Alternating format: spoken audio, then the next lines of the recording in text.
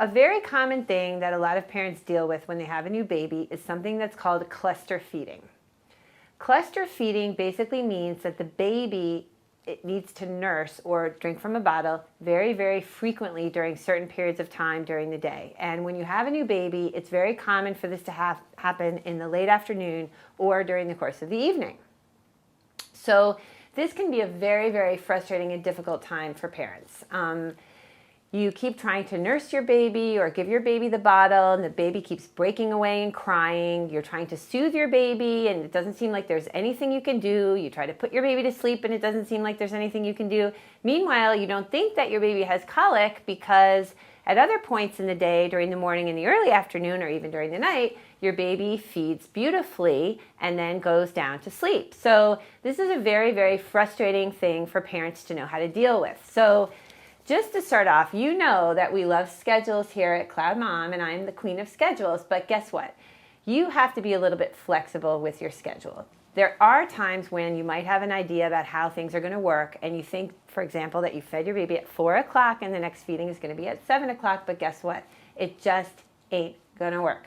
She's not going for it, and when that happens, you have to reorient yourself and sort of go with the flow, okay? So I've written down here some of the things that I've done during this time, and I want to walk through them for you because different things have worked for me. If you are nursing, nurse the baby as often as he seems to need and try, if you can, to do a full feeding. Try putting him in the crib with a swaddle and some dim lights and very little noise. If your baby won't go down in the crib, try soothing him. Put him in a carrier or a baby Bjorn, try some music. I actually did a loud whisper to my baby like this.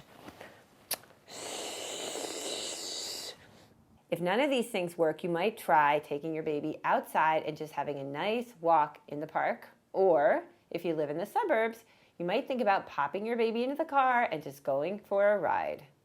Hang in there. Do not despair. This fussy period and this cluster feeding is a very common thing. I've had it with 3 of my 5 kids.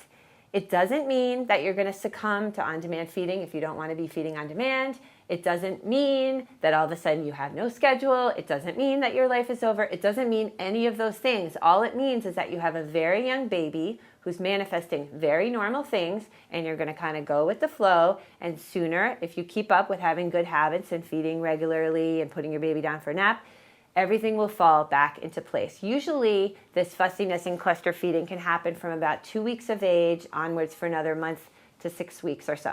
Now, take it from me, the Cloud Mom. There is a silver lining on this cloud, and that is the following. Oh, there's one more thing I forgot to tell you guys. This is really important.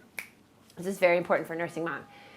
This cluster feeding and this fussiness very often happens late in the afternoon, and that is a period of time during which many nursing moms feel as if they have a lot less milk, me included. And they worry that what's happening is that the baby isn't full, the baby's not getting enough food or nutrition, so the mom starts to supplement with a bottle or with formula. This is a very, very common thing. Now, when you start supplementing and you stop giving the breast, you are basically triggering your body at that point to produce less milk because your body is producing milk in response to the demand for the baby. Now, I have had this feeling of like emptiness in the breast, not thinking I've had enough milk, and really trying to go for it. I actually have not supplemented. And there is a theory that one thing that's happening here is that the baby, although she's sucking and it doesn't feel that there's a lot of milk, that she's getting this very valuable hind milk, which exists later on during the course of a feed, and that's very nutritious for her. And let me tell you one really funny thing that's happened to me. It has happened to me that I've gone through hours and hours of this with the fussiness and the feeding and the small bits and feeling like I didn't have enough milk, and then my baby has just collapsed and gone to sleep for like 6 hours. So that is what I wanted to say is the silver lining on this horrible time. Your baby might be so tired and so exhausted that he or she then starts to do a very, very long stint of sleep. And you should get yourself ready at that point, and you should also go to sleep. But don't just start supplementing assuming that it's a hunger problem, because it might not be hunger. So try these different things. I hope that you will successfully get through this period of time in the day, and make sure, most importantly, that you also really try to get some rest.